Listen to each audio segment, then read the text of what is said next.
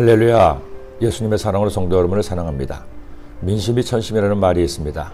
옛날 왕정 국가에서 왕일지라도 민심의 동향을 잘 알아서 정치해야 백성들의 지지를 받고 존경을 받을 수 있었습니다.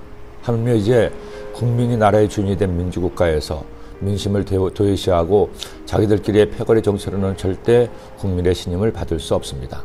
더구나 민심이라는 것이 알 수 없는 것이어서 언제 어떻게 변할지 모르기에 정치인들은 말과 행동거지를 더욱 조심해야 할 것입니다.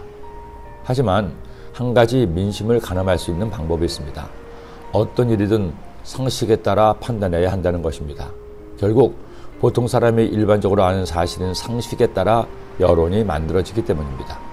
그런 면에서 다윗은 지극히 상식적인 사람이었습니다.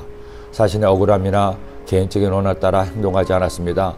오히려 악을 악으로 대하지 않고 선으로 대항함으로 백성들의 마음을 샀죠. 그를 죽이려는 사울왕을 죽이지 않았습니다. 오히려 사울이 죽었을 때 그를 위해 울고 금식하며 조회를 표했습니다. 더 나아가 사울과 요나단의 시신을 숲에서 장사를 지낸 길르앗 야베스 주민들에게 상도 내렸습니다. 다윗의 일상을 보면 이방 민족에게는 무서운 장수였지만 동족인 이스라엘 사람에게는 끝까지 선으로 대한 다윗임을 알게 합니다. 이런 그의 너그러움은 점점 이스라엘 전체에 소문이 나기 시작했습니다. 하지만 사울의 아들 이스보셋은 다윗과 같지 않았죠. 다윗처럼 고난을 겪은 것도 아니었고 하나님께 기름 부음 받지도 않았습니다. 그러다 보니 왕은 되었지만 점점 신망을 잃어가고 오히려 사울의 신복이었던 아브넬의 힘이 커졌습니다. 이런 아브넬이 이스보셋의 마음에 들 리가 없었습니다. 급기야 이스보셋은 자신의 편을 적으로 만드는 패착을 두었습니다. 아브넬이 사울의 첩과 통관을 했다고 그를 책망한 것이죠. 아브넬은 이 말을 듣고 대노합니다. 왕인 이스보셋 앞에서 다윗을 왕이 되게 하겠다고 위협하죠. 그러나 막상 이스보셋은 그 반역의 말에 아무 대꾸도 하지 못했습니다. 아브넬의 위세에 눌렸던 겁니다. 그리고 아브넬은 두 아들을 데리고 다윗에게 가서 온 이스라엘이 다윗을 왕으로 삼게 하겠다고 약속을 합니다. 다윗 역시 그를 귀하게 여겨 잔치를 베풀어 대접하고 평화롭게 나라가 통일되는 분위기가 만들어졌습니다. 그런데 사단이 생겼습니다. 아브넬이 헤브론에 올 당시 요압이 없었죠.